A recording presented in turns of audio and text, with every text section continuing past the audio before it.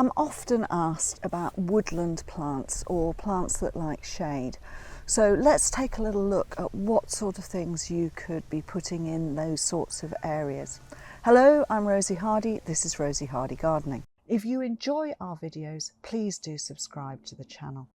So with woodland, and especially in sort of the late summer, you are talking about a lot of what you've got in there is going to be for foliage, because there is a lot of plant material which is going to have foliage which has lasted after it has finished flowering, which is really of interest, or it will be putting on a second growth of foliage to push it through the autumn to the winter time, because it might be a spring flowering plant. So you will always in a woodland area have peaks of really good flowering, say early spring, then late spring another bit. Then through the summer months it tends to be quite calm and it tends to be a lot of the foliage. So what you've got to look at is shape, form and colour of leaf to carry that so that it's interesting. And then in the autumn, then you'll get some more things coming through. So for instance, this beautiful Polemonium here, golden feather, has incredible foliage colour. So it goes from being quite a creamy foliage, cream and green variegated with dark leaf joints there, to when the fresh growth comes through like this, which is very golden. So you'll get this happening 2 or 3 times on this plant as and when it decides to have a growth spurt. It flowers in late spring. Flowers get cut off, you can tidy up the foliage sort of late spring, and then you'll get this growth habit coming through, especially in the autumn months when it starts to look like this. So that is going to brighten up any space. Now it's not going to be huge, but it'll just give you a lovely golden carpet. Polemonium, golden feathers. Then you can't go far wrong in a woodland area with ferns. Now the ferns are going to give you some beautiful height. Some of them are very upright, some are more out, some are quite low growing, but you will get a total different number of different greens and they are great. This one is Dryopteris, affinis, and this one is Cristata. Cristata because as the fronds come up, then each of the individual little fronds then bursts out at the side like that, giving it a sort of frilly look and a fuller look. So I really quite like this, and this is a medium height fern. So that's going to give you some really good structure and just something else to look at in the actual woodland areas. Now the majority of woodland areas, you know, not everybody owns their own little woodland, but what we're talking about is somewhere where you've say got a few trees and shrubs and you've got a little pathway going through and you want something of interest going down through there. That's what we're talking about by being a little woodland area, and you'd need sort of 10 to 15 plants to make it look like that. So add in the ferns, the foliage, and you'll get some really wonderful looking stuff. And in the spring you have loads of different bulbs that you can put in there, so your snowdrops and your cyclamen, etc. And then in the autumn you've got your fantastic autumn crocus, so those look really, really good as well. Now staying with the foliage ones, because these are going to make up a lot of what you have in there at this time of the year.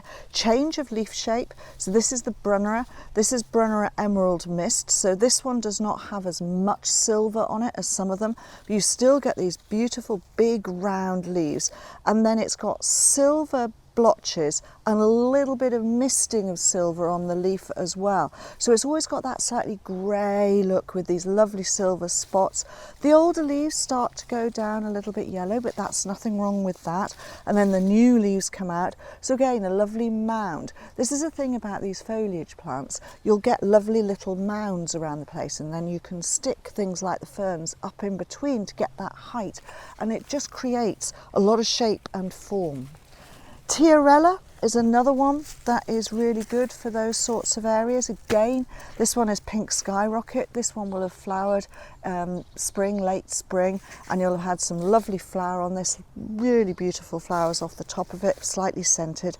And then at this time of the year it is foliage, and the foliage can be starting to go into autumn colour, or you have some new foliage like this which has got lovely dark leaves on it, so really beautiful spotting in the middle, and again a lovely clump. But this one's not quite a neat tidy clump, this is a little bit shaggy, so that again gives it a different appearance to some of the other mounding plants that you may have. And then lastly, in the leaf section here, or the ones that mainly have leaf at this time of the year, the Farfugium. This one is Wavy Gravy. Now this is really quite fun. I mean, this looks a little bit like kale, doesn't it? Not quite the same shape, but it's that sort of effect. So you get these wonderful big wavy leaves that come up in a cup shape, and then the new ones have got this lovely soft colour. They're sort of they've got a brown down over them, and so they've got this colour that is then going to contrast with the others, which have started to go green and then greyer as they get. And this can make a big patch and quite large leaves. So again, really architectural, really great with its leaf. So another form of leaf form and shape. So if I just put the leaf form and shape together, you can see what I mean, and then we'll take a look at those things which will give you a little bit of pop of colour at the end of the season. So if we just have the different forms, so we've got the lovely fern, we've got our Tiarella that's going in front, we'll have the Brunnera there, let's put the lovely yellow in there, and then if we just put those 5 in like that, you can see, there we go, you can see that actually you've got some really good interest without adding in any colour in there that is actually of interest as you go past it. You may be wondering what this area is here that I've been putting a lot of the recent videos on as a show and tell building borders. Well, that's exactly what this was bought for. This was built so that I could do a border course, and if you look at the QR code on the screen, it will lead you to that border course.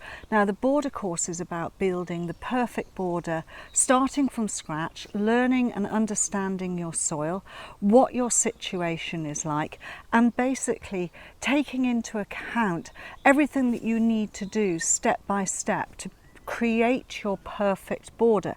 Now that is either a border from scratch or a border within a border. So say you're wanting to revamp a border, and the border course is done in such a way that you can sit and you can watch video and then another video and then another video so that they go through. You get to keep all of those videos so that you can just keep on going back in and have a look so that you can understand what it is that I'm talking about and how you can utilize those skills that you learn in creating your dream borders, and to help you understand the basics behind the design and how you go about choosing your plants. So please do have a look at the border course and enjoy it. Thank you very much.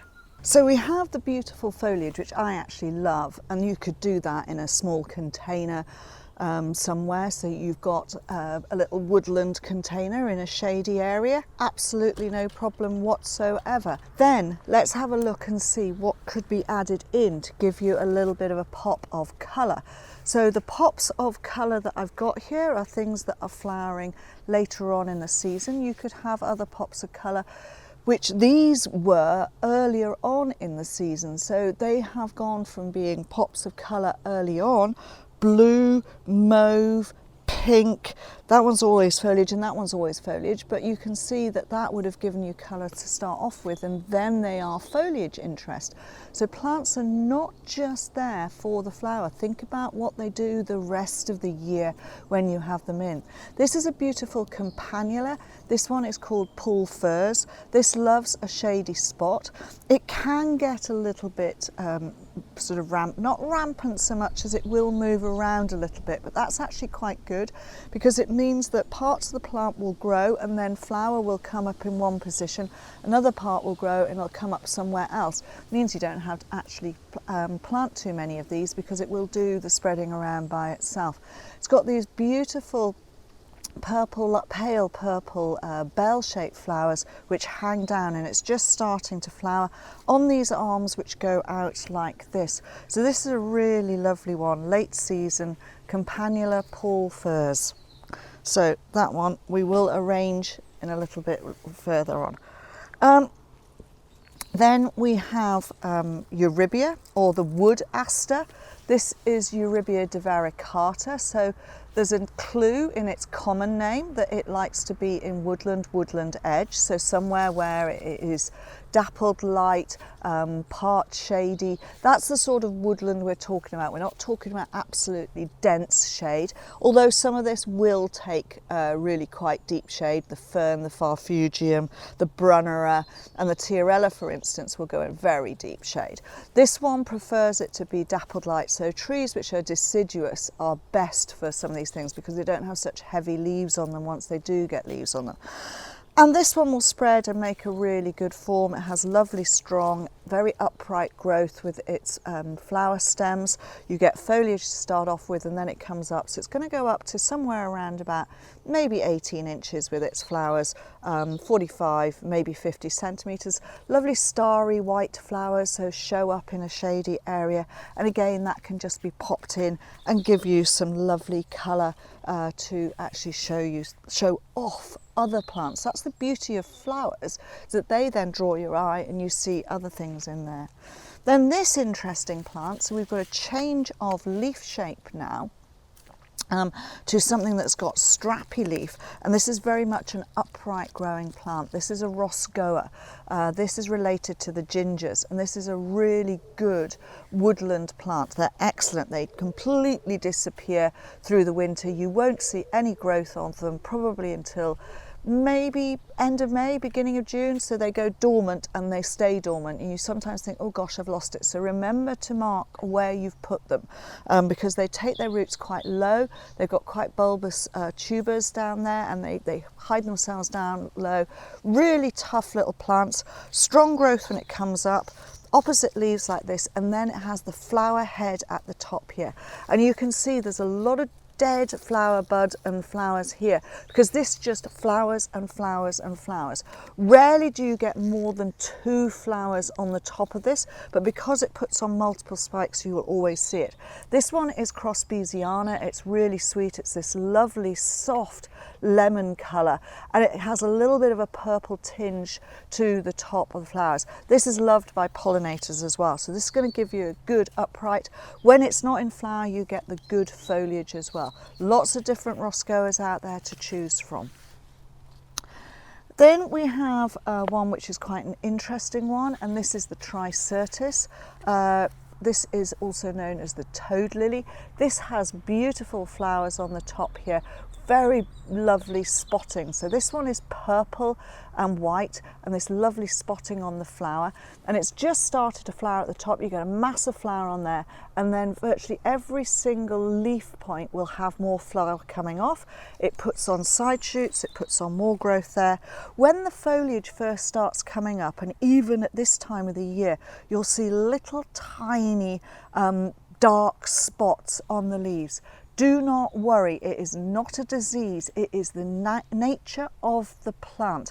It has spots on the leaves. I like to call them freckles. I'm sure there's a botanical name for them, but I prefer to call them freckles because they just come out as they're going up, and it's very, very similar to what you'll find on native orchids. Native orchids, when they come up, will have spots on their leaves as well, and sometimes they'll be there, sometimes they won't.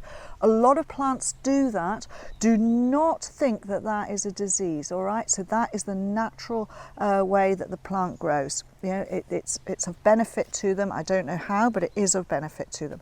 So this is going to grow up. It's going to get to probably as close to maybe 3 feet, so maybe as tall as 90 centimetres, and then slowly makes a lovely plant. It's got stoloniferous in its name. That means it's got stolons. So it sort of has these stem growths that go and then root down and then grow and root down. So therefore it's gradually making a slightly larger clump.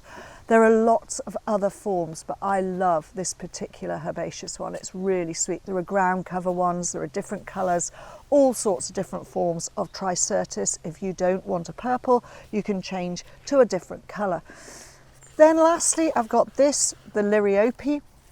This is really great because again, you've got a change of foliage structure here. You've got strappy grass-like leaf, and that is what it looks like until you get to the autumn, when it puts on these amazing almost wax-like looking flower buds, and they will open a little bit more than this, but they tend to just be these bubbles of purple on here. Again, you can get a white and you get a pale pink form of this and you get variegated leaf, but I just got this one. This one's known as Big Blue because it will produce really large flowers on the end of that. But you can see this will just give you pops of colour when it is put in amongst all of the foliage plant material as well. So let's take a look at that. So let's start off with this. So we could just ease some of these away so that we get a little bit of this going in here. We'll move the fern back fractionally and we'll perhaps put a little bit of height of the white in there, and then we've got this blue here. Oh, let's go over there with that. And we'll just ease things out just a fraction, and so that you can see what you could do with the plant material. I'm not going to make this a complete big border. I'm just going to do it as a small little thing. This could be used in very small gardens, which would be great, but it could also be used as larger patches of plant material, giving you some real interest. So we've now changed the dynamic of this actual planting to not be just foliage, but to have a little bit of plant material in there as well. So I'm just going to do it with the odd one or two. I could bulk it out, but I think for this, I think this just gives you an idea of what we would be getting.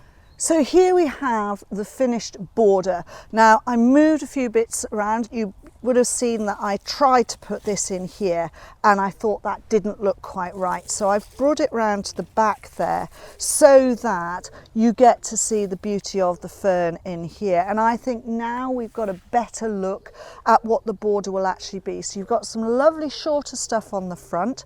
You've got good foliage, a pop of colour here, a pop of colour there, a little bit light here, a little bit of height at the back. Then we have this lovely fern centre stage looking really great, and then this lovely white at the back here as well.